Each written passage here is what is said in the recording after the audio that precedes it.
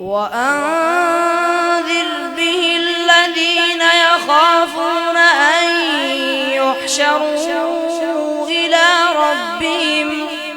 إلى ربهم ليس لهم من دونه ولي ولا شفيع لعلهم يتقون.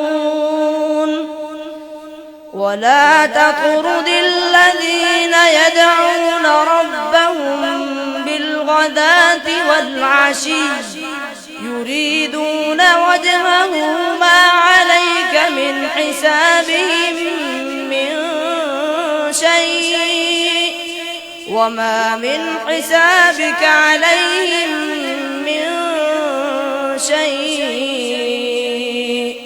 فتطردهم فتكون من الظالمين.